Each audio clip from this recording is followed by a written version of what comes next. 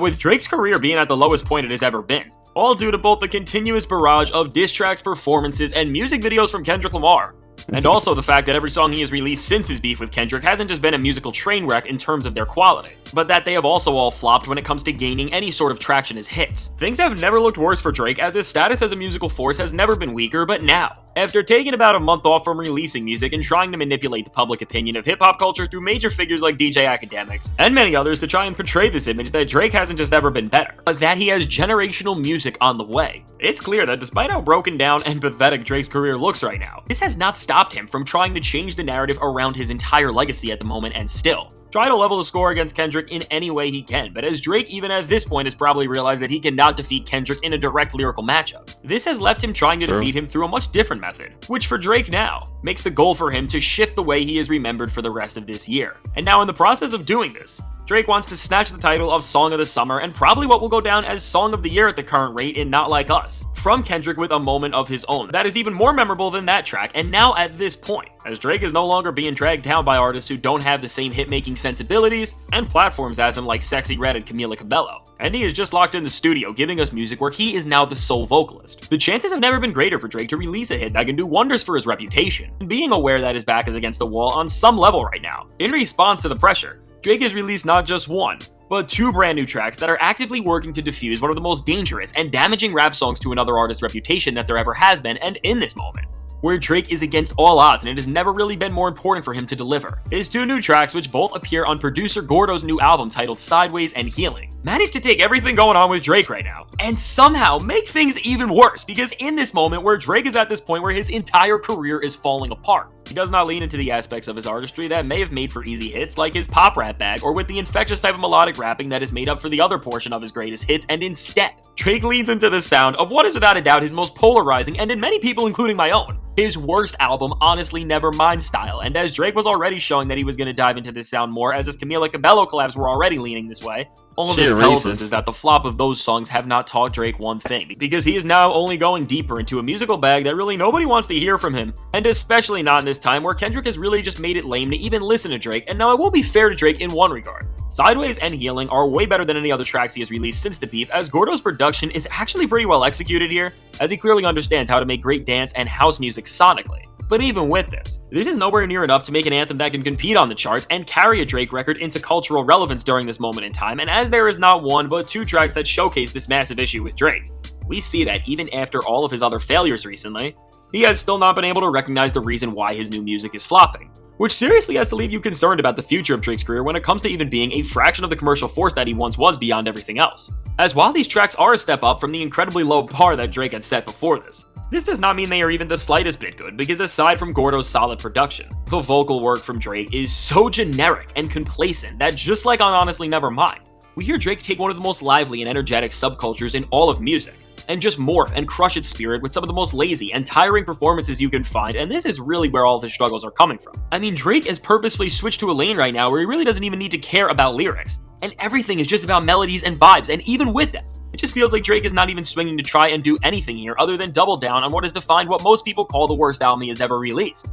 And with Drake's lack of recognition to this problem, from these songs to the ones before them, as every single new track that comes out from Drake just has less of that magic that made Drake records before this at the very minimum, whether you loved or hated them, viral and infectious moments. Now he just sounds so lazy and tired with everything he is doing, and not in the way he used to before, when it just felt like he played his music purposefully safe just to keep everything in line to gain the most streams by simply being the most palatable artist out there in his lane. But now it sounds like Drake has genuinely lost the remaining strengths he had, as these songs are just so boring and based on the response people are already giving them, while Drake fans are convincing themselves that he is back and that he is on to better things now that he is done beefing with Kendrick. For everyone else, we are watching an artist struggle to find an identity to exist in. He is plummeting beyond just being a lazy, complacent, or even just for his own standards, an artist whose musical quality is no longer on par with the ceilings they once reached. But now most crucially to the Drake brand, he is becoming an artist that is no longer even entertaining in the slightest. And with this factor of entertainment really being the driving denominator of why Drake has still found success for about the past decade of his career, because we all know that through some of the most ridiculous music he has released, while nobody really thinks it's good,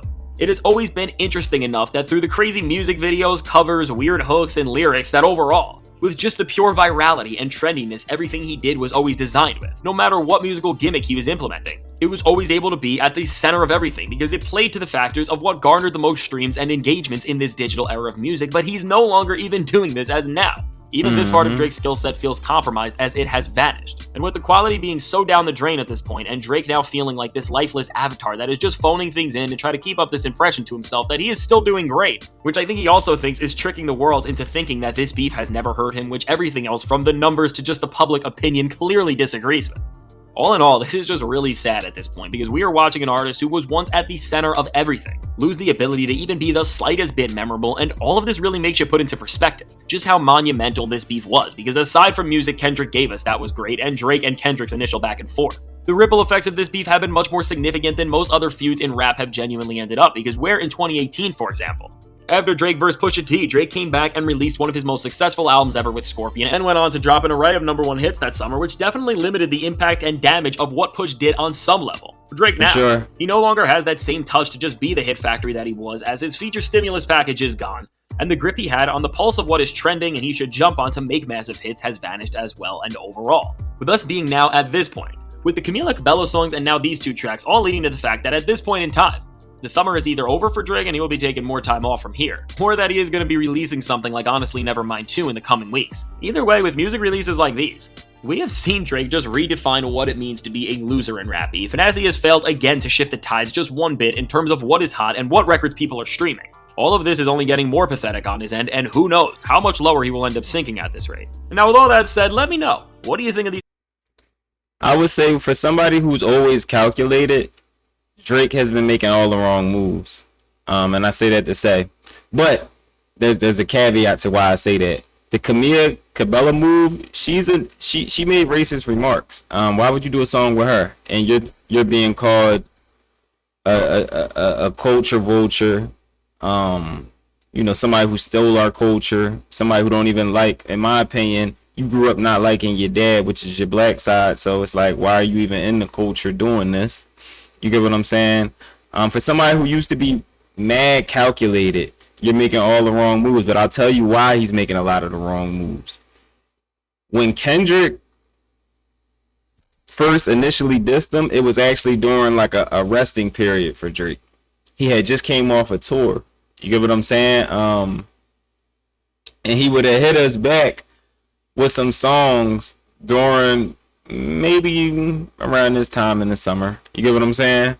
But I don't think he was planning to like recover from stuff. I don't think he was planning to put stuff out there. I don't think he was planning for any of this. And now he's had to like clean up his image. He's had to like do all this stuff during like really, I think, a resting period. So he actually got attacked during like the perfect time by Kendrick. And who knows, maybe we'll hear in the book one day that was calculated also. It's almost like when Drizzy and Meek was going through it, Meek was on tour, so he couldn't even really come back at Drake while he was on tour. He was saying, I don't got no studios near me.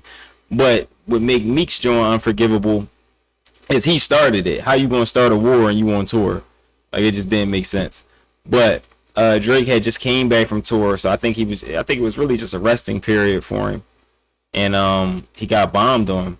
Now, as far as Sideways, I really didn't care for the track. I thought City Girl JT Sideways was better than his Sideways. I'm just being honest, y'all. All right, so yeah, his music ain't hitting right now, and he needs a hit. Now they gonna be sweating in the sweatshop. I thought it was kind of weird for him to put a snippet out of him and Yachty. That shows that he's lacking some confidence. I think he should have just put that song out. Yeah, for somebody who's usually cold calculated, his moves have been a little weird to me. All right, so it's your boy, What's Up, G? Don't forget to drop a like, comment how y'all feel about the 2 tracks that he put out. Like I said, I thought JT Sideways was better than his Sideways, honestly. And that's crazy.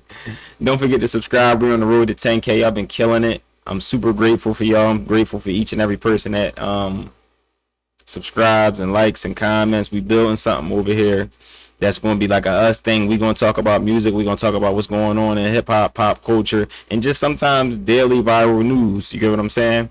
And this is going to be a us thing. You get what I'm saying? Where I actually respond to comments and things like that. Unlike a lot of the big sites, I mean, a lot of the big pages and stuff like that. All right. So it's your boy, What's Up, Jay. Don't forget to drop a like. If ain't nobody told you they love y'all today, I love y'all. I'm out, y'all.